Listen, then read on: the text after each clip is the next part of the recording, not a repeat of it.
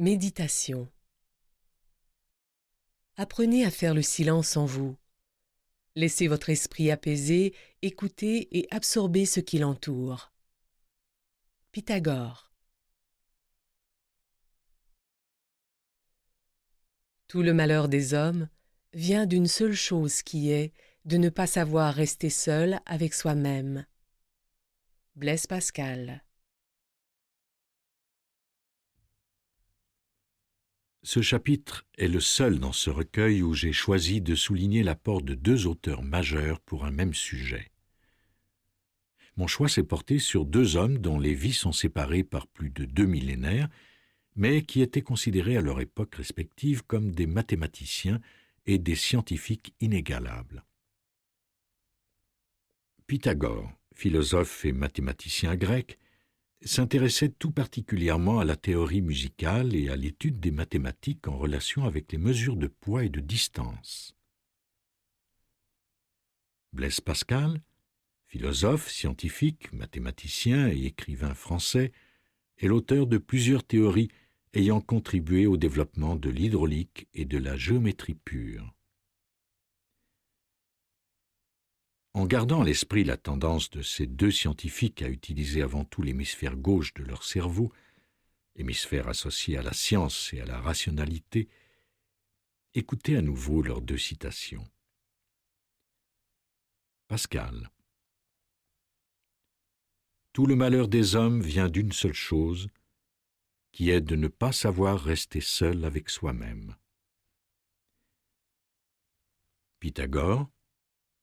Apprenez à faire le silence en vous. Laissez votre esprit apaisé écouter et absorber ce qui l'entoure. Ils parlent tous deux de l'importance du silence et de la méditation dans votre vie, de la création de moments de solitude, que vous soyez un comptable ou un avatar. Si vous voulez vous débarrasser de vos tracas, apprenez à demeurer en silence avec vous-même et à méditer. La plupart d'entre nous avons un esprit qui tourne à plein régime jour et nuit. On estime qu'une personne a en moyenne 60 000 pensées distinctes au cours d'une journée. Ces pensées sont un tissu de monologues intérieurs où il est question d'horaires, d'argent, de soucis, de fantasmes sexuels, de listes d'épicerie, de rideaux, de problèmes de famille, de plans de vacances et ainsi de suite, comme un manège qui n'arrête jamais de tourner. Apprendre à faire le silence et à méditer implique donc que vous trouviez une façon de vous glisser entre ces pensées dans ce que j'appelle la brèche. Dans les espaces vides et silencieux qui séparent chacune de vos pensées, il est possible de savourer un moment de pure tranquillité dans un monde qui nous est habituellement inaccessible. Là, l'illusion que vous êtes un être séparé des autres n'a plus cours. C'est dans ce lieu de silence, où un maître ancien comme Pythagore nous invite à laisser notre esprit écouter et absorber ce qui l'entoure, que la confusion disparaît pour faire place à l'apparition de conseils éclairants. La méditation transforme également la qualité de nos activités non silencieuses. La pratique quotidienne de la méditation est la seule chose dans ma vie qui me procure un sentiment de bien-être, qui me donne de l'énergie, qui améliore ma productivité à un niveau de conscience supérieur et qui me permet d'entretenir des relations interpersonnelles plus satisfaisantes et de me rapprocher de Dieu. L'esprit est semblable à un étang. À la surface, vous voyez toutes sortes de turbulences, et pourtant, celles-ci ne représentent qu'un aspect de l'étang. C'est sous la surface, dans les profondeurs, là où rien ne bouge, que vous découvrirez la véritable essence de l'étang, ainsi que celle de votre esprit. En allant sous la surface, vous vous infiltrez entre vos pensées, là où vous êtes en mesure de pénétrer dans la brèche. La brèche, qui n'est que vide et silence, est indivisible. Peu importe le nombre de fois où vous coupez le silence en deux, vous obtenez toujours plus de silence. C'est ce qu'on entend par « maintenant ». Et c'est probablement l'essence même de Dieu une et indivisible.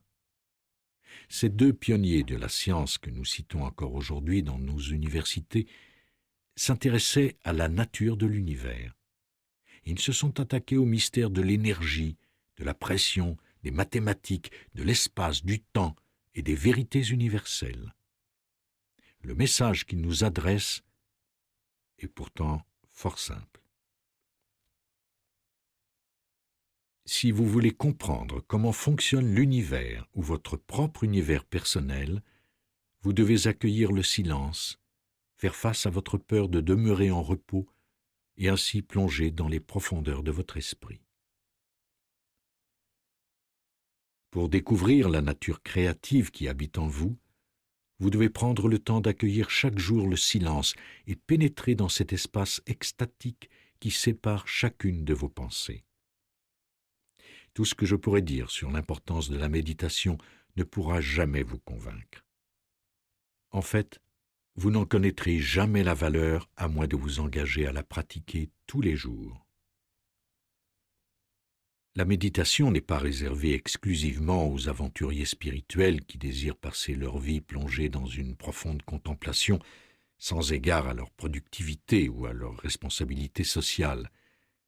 En effet, la méditation est une pratique préconisée par ceux qui vivent en accord avec leur foi, par les passionnés des nombres, par les auteurs de théorèmes et ceux qui croient en la loi de Pascal.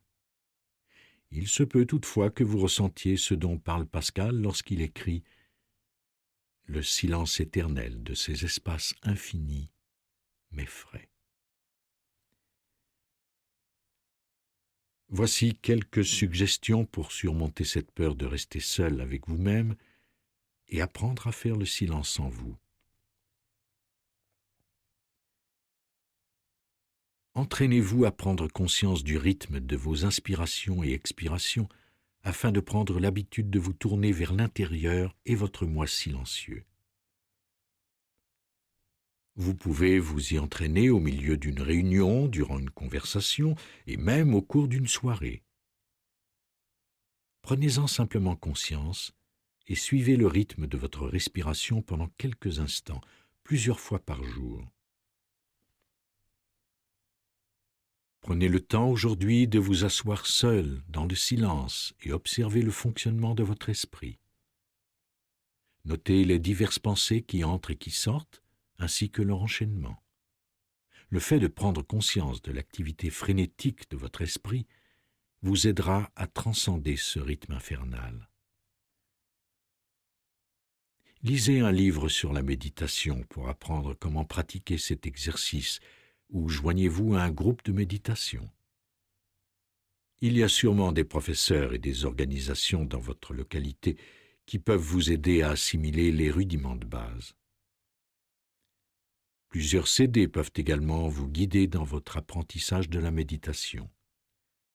Choisissez tout simplement un CD qui vous plaise.